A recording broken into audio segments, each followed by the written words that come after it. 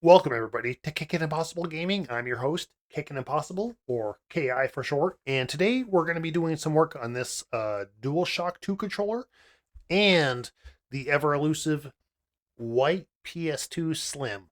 Now, I picked these both up at my local flea market last summer in 2025, and I only paid $20, I think. And I'm looking at pricecharting.com right now, and they go for about $125. So that was quite a steal. I was very excited. Um, but as you can see, both these items they need some work. Uh, the controller itself, oh, it's gross, and I mean that in two different ways. One is that it is filthy and has gunk in every little crevice, and it has some yellowing. So we're gonna take that apart and clean it. And I think the PS2 console has some yellowing too. So yeah, let's take these two bad boys apart, and we're gonna do a process called retrobraiding. So we're gonna remove the yellowing from these two items, get them cleaned up, and look as factory as possible. They both work great. So when we're done, these are gonna be my two go-tos for my YouTube channel. So doing it for you guys. Let's roll up our metaphorical sleeves and let's get started.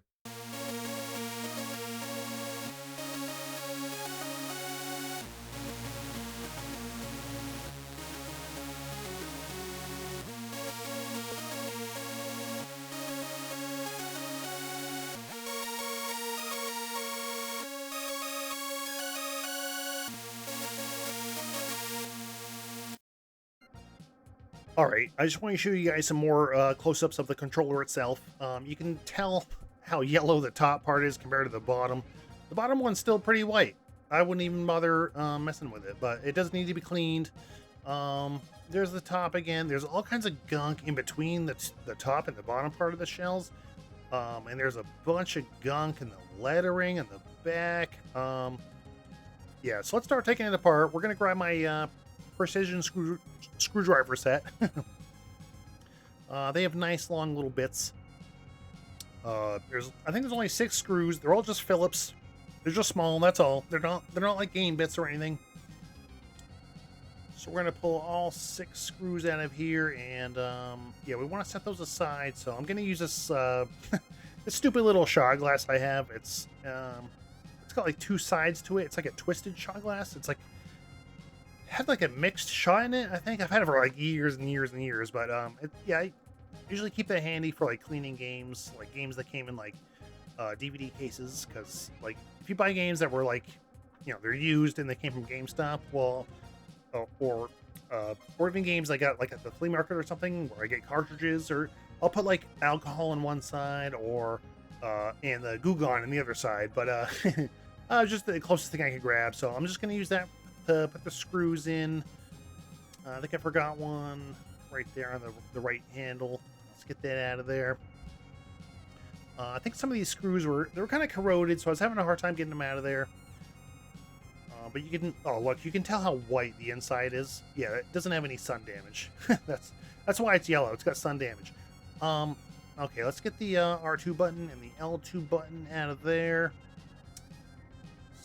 We're gonna grab a little tub. It's gonna go over to the bath, the metaphorical bath, I should say. It's gonna go in the sink. But yeah, we're gonna poke these screws out of there. They didn't just fall out. Like I said, they were kind of corroded. That's why they didn't just pop out. But we're gonna do it manually. Let's just pop them right into the shot glass. There we go. Don't want to lose those. If you did lose anything, well, you're gonna have to grab another controller and harvest some parts. Okay, let's start pulling the board out of here. We'll get the guts out. Oh, another button. I was super surprised to find out that there was not even one single screw holding that whole board in. Okay. Okay, let's set that aside. I'm going to pull out the D-pad membrane. Definitely want to wash that. There's a little cross member for the D-pad. Wasn't that dirty. The D-pad itself was dirty. Let's take that out, put it in the tub, and then there was the start selected analog buttons. That's just a membrane, no buttons. Then there's the other face buttons. Yeah, they just pop right out. Put them in the tub. Oh, look how gross that is. You can kind of see it's kind of white in the middle. I think somebody wrapped the cord around the controller. That's why the sun didn't get to it. Ugh. Well, all that stuff's gonna get washed. Let's look at the board again. We're gonna pull off these thumb caps. Definitely gonna wash those bad boys. Yeah, those were gross. You can see all the hair on them before. Ooh, gives me the heebie-jeebies. Let's grab some isopropyl alcohol. 91%. That's just the highest percent I can find in my area. The higher the better, but I mean, if it's lower than that, it doesn't really matter. It's okay. It'll be all right. I just want to clean up these sticks. The board, that wasn't that dirty, but while we're in there, we're just going to clean up these contacts. There's the rumble mechanisms. I'm sure they function just fine, but I just figure while we're in here, it'll probably never be cleaned again. So might as well do it while we're in there. Clean up the board a little bit. Yeah, just a regular toothbrush. Okay, so there's some membranes. That one's for the R1 and R2 buttons. And then on the left side, there's the L1 and L2 buttons. I didn't feel like taking any more stuff apart, so I just cleaned them as is with alcohol. Yeah, clean up the sticks a little bit better. And then we're going to grab some WD-40 brand contact cleaner. So that's safe to use on electronics. It dries quickly. We're going to spray it directly into the thumbstick mechanisms. And then we're going to massage it in there. And right away, I could tell it went from like kind of crunchy to pretty smooth, actually. There we go. Let's grab some regular dish soap. Any brand dish soap. Just whatever. It doesn't matter. I'm using Walmart brand. You can use Shaw's brand or Amazon brand. Doesn't matter. Then I'm going to use my girlfriend's ultrasonic toothbrush. No, I'm just kidding. No, we're just going to use the brush from my electronic kit. Yeah, it's just a regular Colgate 360. Yeah, that's what it's called. Yeah, just put all the plastic in here, give it a dunk, give it a good scrub. That's what toothbrushes are for. They're made for all getting to all those hard to reach areas. There it is. Wow. Let's do the back half. We're gonna draw some. We're gonna pay some extra attention to the lettering in the back there. That had all kinds of gunk in it. There we go. Now you can tell, compared to the inside of the back part of the controller, to the shell, versus the front of the shell, now you can kind of see how much more yellow the front is. Yeah, let's just keep cleaning stuff up here. These are the two thumbsticks. Yeah, the membranes, all the buttons.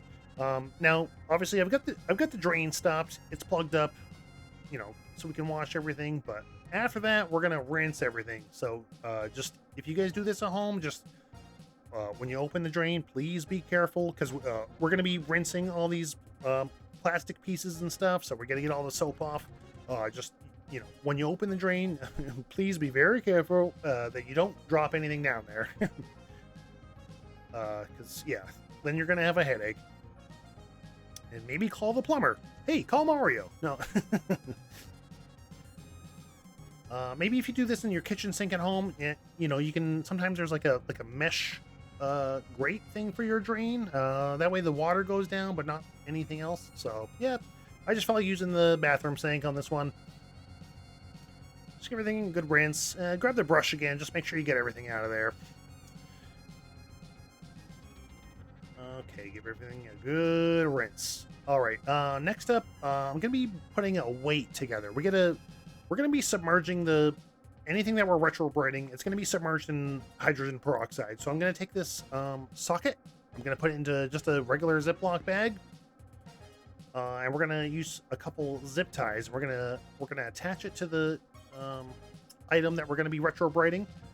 The reason I put it in the bag is because I've done this without the bag with metal parts for weights, and the metal reacts with the hydrogen peroxide, and then it gets all like cloudy and foamy, and it still works as far as the retrobraiding process goes, but then I don't think you're supposed to be able to reuse the stuff, the liquid, and without the bag, it just gets all foamy, and I don't want to reuse that.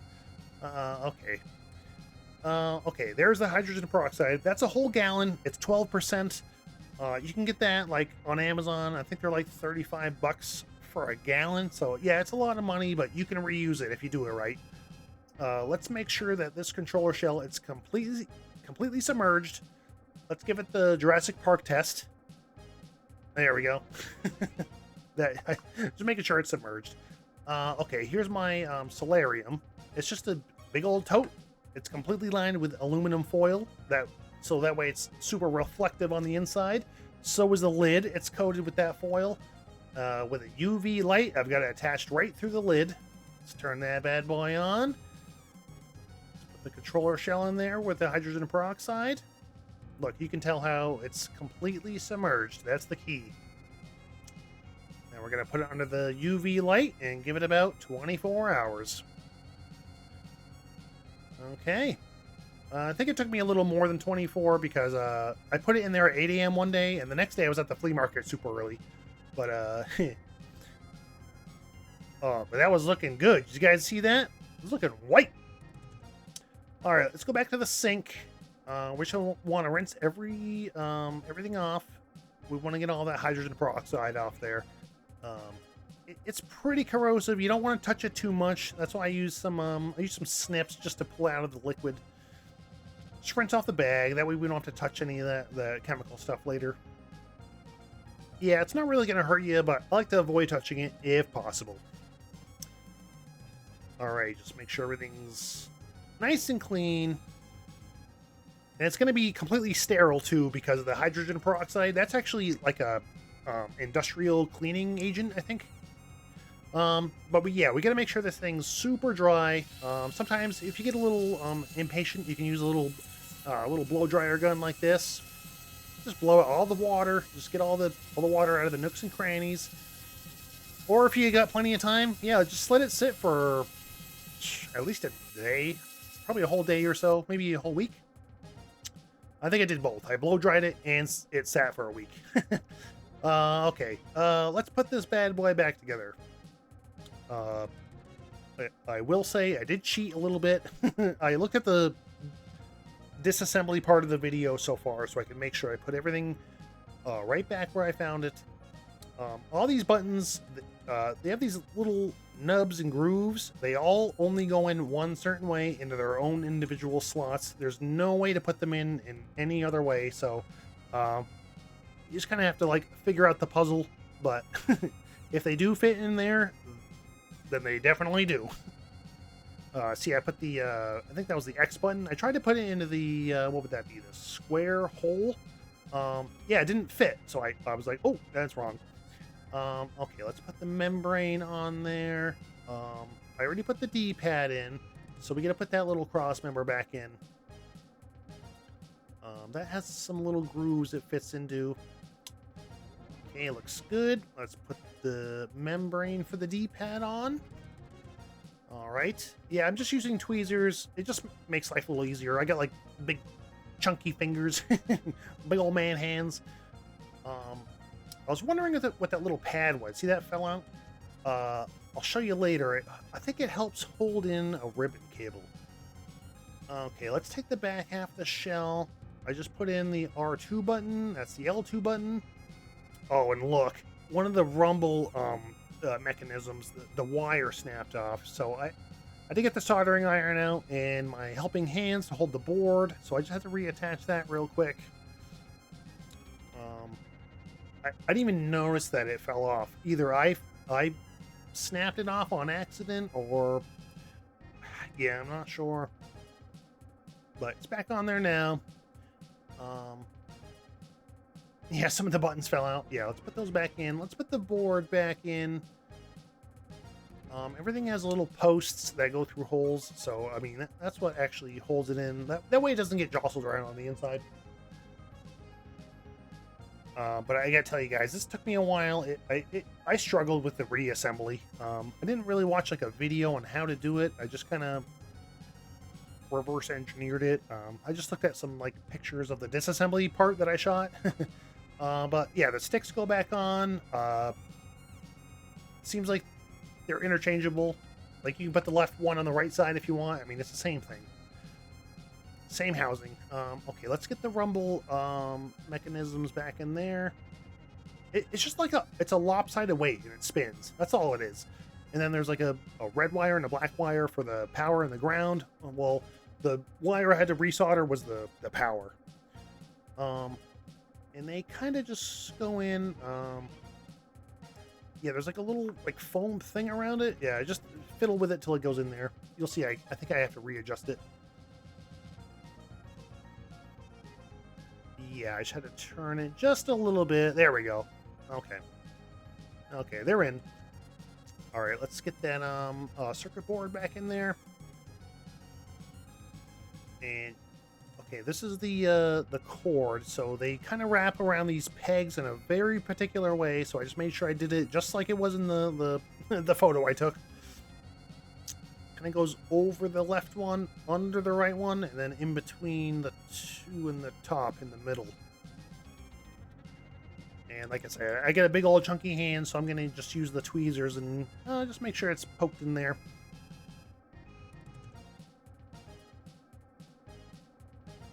And I got okay, this is that ribbon cable I was talking about. There's two little holes on either side of it, and they go into those posts. And then that little foam pad, I think, just holds those together to the board. Okay, this is the what's that? L1, I think. And I'm gonna put the R1 back in there, and yeah, like I said, guys, this part's tough because every time I try to like flip something over, all the buttons fall out. So you gotta like hold them in while you're trying to seat everything together. And like I said, there's no screw for the board, so everything just falls apart. But you just gotta be real patient. Maybe this video will help you guys do it if you want to do it at home. Hopefully. Oh yeah, there's those wires again. I just want to make sure they don't get pinched in anything. Just want to make sure they're kind of tucked out of the way. Okay, there's that ribbon cable. That's down. And like I said, when I flip the thing over, oh, yeah, all the buttons get away. Oh boy. That's all right. Well, like I said, if you guys do it at home, be patient. If you're watching this, please also be patient with me. Please. That's right. I think you guys will be thrilled with the results.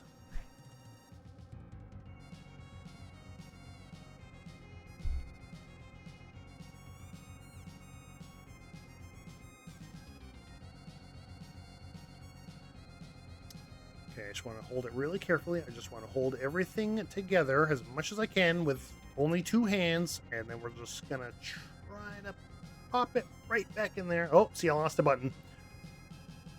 I lost L1. Yeah, and all these board parts are flopping around on the inside, so yeah, just take your time. Small adjustments. I was kind of just like wiggling everything around and hoping that nothing fell apart on the inside. And I eventually did get it, and then I think the R1 and R2 buttons and the L1 and L2 buttons, yeah, they weren't quite seated right, so I did grab my tweezers and just kind of jostled them around. See, oh, it's coming together. It's coming together, but some of those top buttons are. See, I just gotta poke it. I just gotta pry it out just a little bit. There we go. Okay, the other one. Whew! Wow. Just gonna give it a quick dry fit, and let's get all these screws put back in. I did test all the buttons physically just to make sure they all, spring back and go in, go out. So I was feeling pretty confident. I don't know. Maybe I should have just put 2 screws in and then tested it and made sure it worked and then did the rest of the screws. But you know what? I pulled a Stez Sticks fix. If you ever watch that guy's channel, he does it all the time. He's like, yeah, I'm just going to put all the screws back together and, put them all back in there, put it back together, and then test it. And then he's like, oh, why did I do that? And you know what? I did it that way. All right, we got the PS2 out. Ooh, hey, look, the analog light is working. All right, we're going to test out the Harry Potter Quidditch game on PS2. Probably not the best game to test something with because I just ended up just going through all the menus, and I probably could have done something a little more fun, but this is just one of the PS2 games I had on hand. I usually just keep it around for testing things, testing consoles. Obviously, I'm not going to be using my blood will tell to test any PS2 consoles. Yeah, let's just use a nice $5 game. Okay. Like I said, we'll just go through the menus and use the directional buttons on the D-pad, and then we'll use the face buttons to go in and out of menus. And then we'll just go into the tutorial, and I could really only test the left stick in the tutorial, I think. Let's think about PS2. They didn't really use both the sticks all the time, but it's not like you move the camera with the right stick. But I think we'll be okay, guys. All right, yeah, there's a thumbs up. Looks good. All right, here's a before shot of the front and the after. Oh, my lord, look at that. All that gunk is gone. It's nice and white. It's like a pearl white. There's a before with all the hair on it. Oh, no, gunk. Look at that. All that's gone. And I am noticing, look, where it says DualShock 2 on the top part by the wire. In the after, it's gone. I don't know if it got rubbed off with the soap in the water or retrobraided off, but I'm not sure. That's all right. There's all that gunk in the lettering, and look, that's super duper gone. Oh, awesome. All right, guys, that's how you do it. Look at that. I know I already showed you, but I'm thrilled how well this came out. That's amazing. But that's how you do it. That's how you take it apart, clean it, retrobrite it, do a little soldering if you have to. I know I didn't really show you how to do that, but yeah, maybe I'll do some more of that stuff later in a different video. And yeah, and putting it back together. That was tough. I was really surprised that it was so fiddly because I couldn't like flip one side onto the other or vice versa without all the buttons falling apart. But somehow I did it. I guess you just gotta have faith in yourself sometimes. But yeah, guys, if you like the video, please let me know because I do have an idea of maybe doing some more controller work on something. Maybe one of these bad boys. So thank you very much for watching, guys, and I'll see you in the next video. Take care.